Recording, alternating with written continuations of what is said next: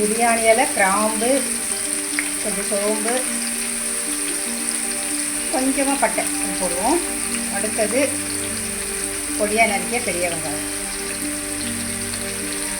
கருவேப்பிலை இல்லாத சமையலே கிடையாது எங்களுக்கு. எல்லாமே நிறைய கருவேப்பிலை எல்லா சமையலையும் பயன்படுத்தும்.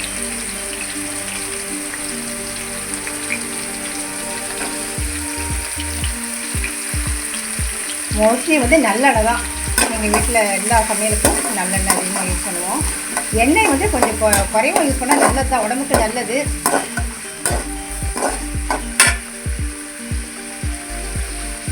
எண்ணெய் அதிகம் சேர்க்கக்கூடாது தான், ஆனால் நல்லெண்ணெயாக இருக்கிறதுனால கொஞ்சம் எக்ஸ்ட்ராவாக நாங்கள் சேர்த்துக்கிறோம்.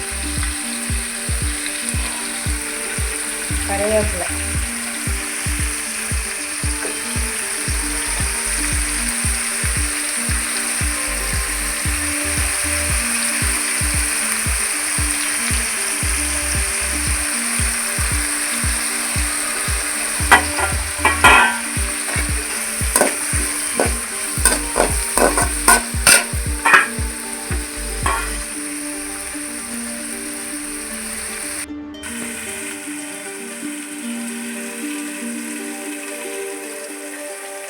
தட்டு போட்டு முடிட்டிங்கன்னா கொஞ்சம் சீக்கிரம் வந்து வெங்காயம் வதங்கிடும்.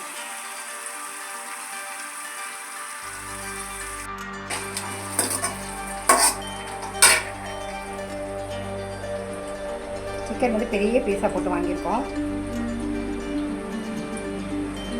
இது வந்து 1/2 கிலோ.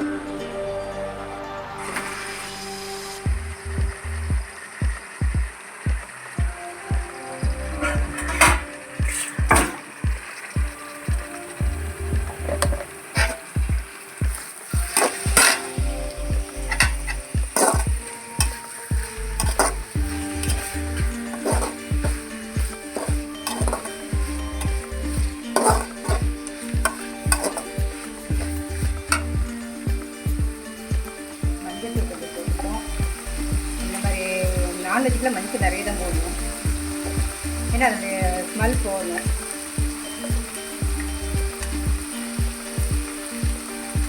உப்பு,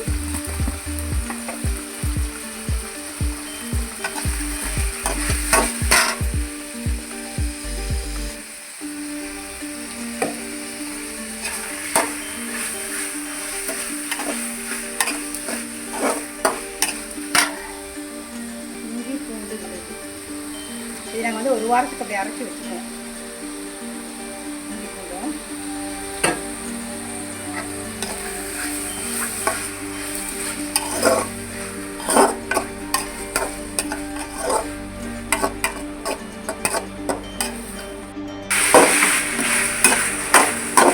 இந்த கறியில் வந்து சிக்கனில் வந்து எப்போவுமே அந்த நல்லா வதக்கணும், இல்லைன்னா அந்த சிக்கனில் ஒரு ஸ்மெல் வந்து சில பேர் பிடிக்காது. நல்லா அதுலேருந்து அந்த தண்ணி வெளியே வர வரைக்கும் கொஞ்சம் வதக்கணும்னா நல்லாயிருக்கும். நல்லா மூடி போட்டு நல்லா வதக்கிடணும். அப்புறம் அந்த தண்ணி எல்லாம் வெளியே வந்துடும். அப்போ அந்த ஸ்மெல் வராது. சிக்கனில் தான் இந்த சிக்கனில் மட்டும் இந்த இது இருக்குது.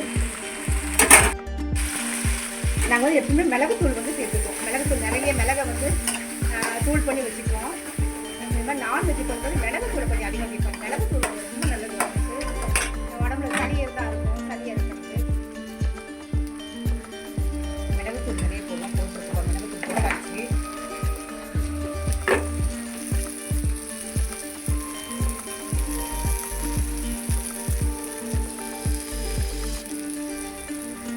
மிளகாத்தூள் காரத்துக்கு ஏற்ற மாதிரி நீங்கள் போட்டுக்கோங்க. இதில் வந்து சிலர் வந்து தேங்காய் ஆட்டி விட்டுவாங்க, நாங்கள் அந்த மாதிரி செய்ய மாட்டோம். தேங்காய் ஊற்ற மாட்டோம், அதெல்லாம் பிடிக்காது எங்கள் வீட்டில். அதனால் மிளகாத்தூள் மட்டும் போடுவோம்.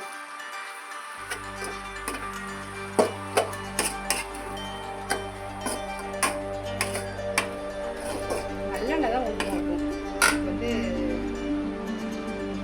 நல்லெண்ணெய் ஊற்றிக்கிறது நல்லாயிருக்கும், டேஸ்ட்டாகவும் இருக்கும். நல்லெண்ணெய் உடம்புக்கும் நல்லது.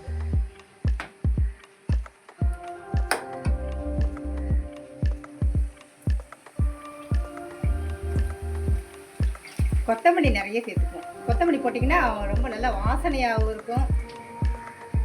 அந்த சீசனில் வந்து நிறைய செய்வாங்க. இப்போ வந்து கொத்தமல்லி நிறைய கிடச்சிட்டு தான் இருக்குது. கொத்தமல்லி தழை போட்டிங்கன்னா நல்லா வாசனையாக இருக்கும். ஆமாம், டேஸ்ட்டாகவும் இருக்கும்.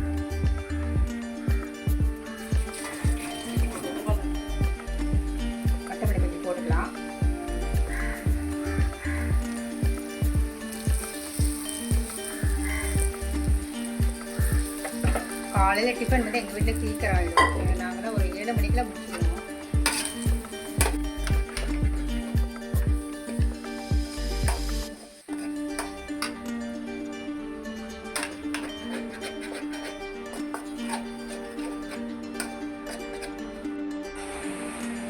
அவ்வளோதான், குக்கரில் போட்டாச்சு.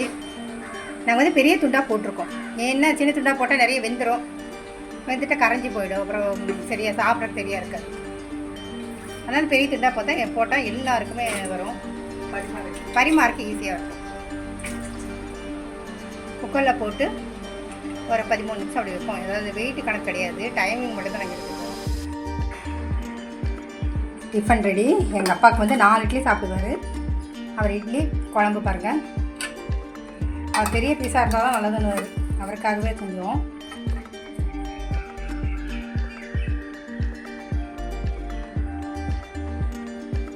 கோழிக்காய் குழம்பு, இட்லி ரெடி.